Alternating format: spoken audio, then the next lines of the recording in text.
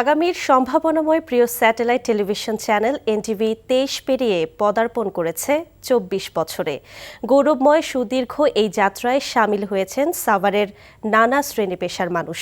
অবিরাম পাশে থাকার প্রত্যয়ে ভালোবাসা আর শুভেচ্ছায় সিক্ত করেছেন প্রিয় চ্যানেল এনটিভিকে। জানিয়েছেন আগামীর প্রত্যাশার কথা। আরও জানাচ্ছেন জাহিদুর রহমান।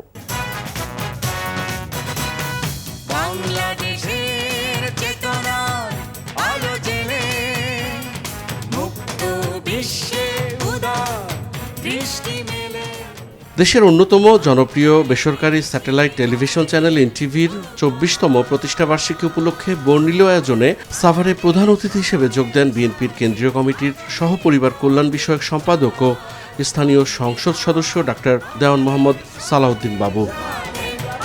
আমরা সাভারবাসী, এই এলাকার মানুষরা আমরা খুবই খুশি এবং উৎফুল্ল।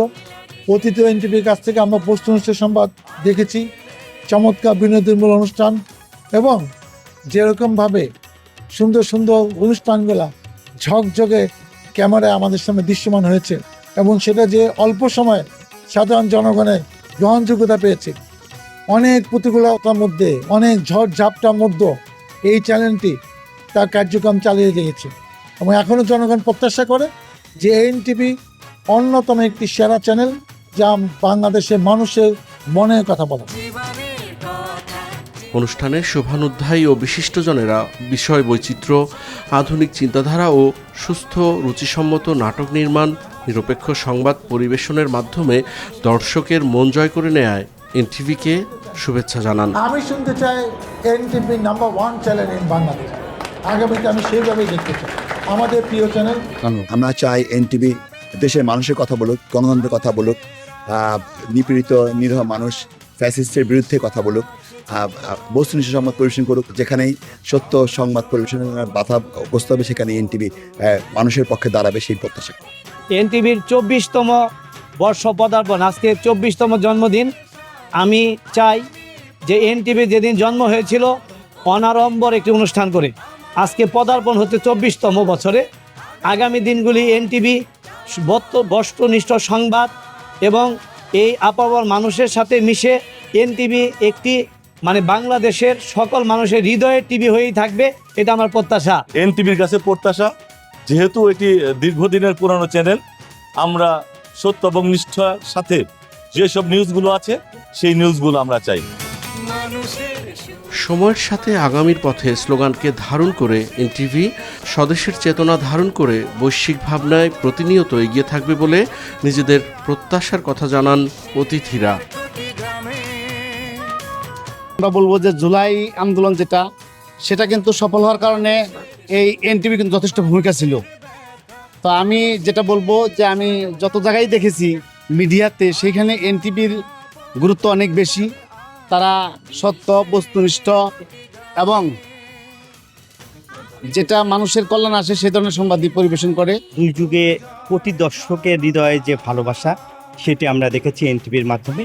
এবং বিশেষ করে আমি সাভার, ধামরাই, আশুলিয়ার অর্থাৎ ঢাকা জেলার আমরা দেখেছি যে এনটিভির জনপ্রিয়তা এবং দর্শক সারিতে আমরা দেখেছি যে দর্শকদের যে ভালোবাসা, সেই ভালোবাসায় সিক্ত হয়েছে এনটিভি। এই জুলাইটাকে আমাদের বুকের মধ্যে ধারণ করে আমরা বুকের মধ্যে সেই স্মৃতিকে জাগরণ করে আমরা সামনের দিকে সুন্দরভাবে চলবো, সেটা আপনাদের কাছে আমরা প্রত্যাশা আশা করি। সময়ের সাথে আগামীর পথে ২৪ বছর পূর্তি উপলক্ষে সবাইকে আমার শুভেচ্ছা এবং সালাম জানাচ্ছি। অসুস্থতা সত্ত্বেও এনটিভির প্রতি ভালোবাসা জানাতে ছুটে আসেন বরেণ্য লোকসঙ্গীত শিল্পী কাঙালিনী সুফিয়া। এনটিভির পক্ষ থেকে তার হাতেও তুলে দেওয়া হয় উপহার। এবার যারা সাংবাদিকরা, ভাই বোনেরা যারা আছেন সবারই আমি ধন্যবাদ দিচ্ছি। অনুষ্ঠানে গভীর শ্রদ্ধার সঙ্গে স্মরণ করা হয় জুলাই গণ অভ্যুত্থানে শহীদদের।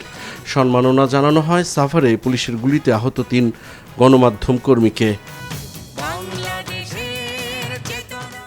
২৪ অভ্যুত্থানে সংবাদ সংগ্রহ করতে গিয়ে আমার একটি চোখ হারিয়েছিলাম। দেখতে দেখতে এনটিভিরও কিন্তু আজ ২৪ বছর পূর্তি হচ্ছে। এনটিভির যে ২৪ বছর পূর্তি উপলক্ষে এনটিভিকে বিশেষ সম্মাননা আমাকে জানানোর জন্য এনটিভিকে বিশেষভাবে ধন্যবাদ। এনটিভির 2 যুগ অর্থাৎ 24 বছর এনটিভি পা দিয়েছে। তারা আজ আমাদেরকে জুলাই যোদ্ধা হিসাবে সম্মানিত করেছে।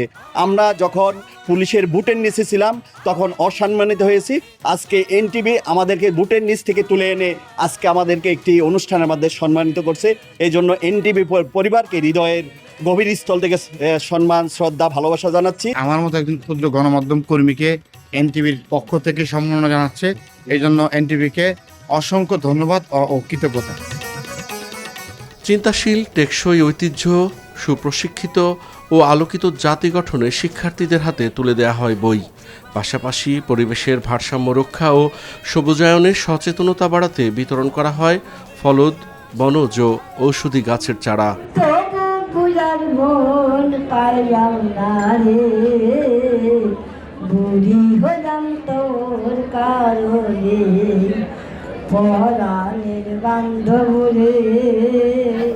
Zahidur Rahman, NTV news, Dhaka.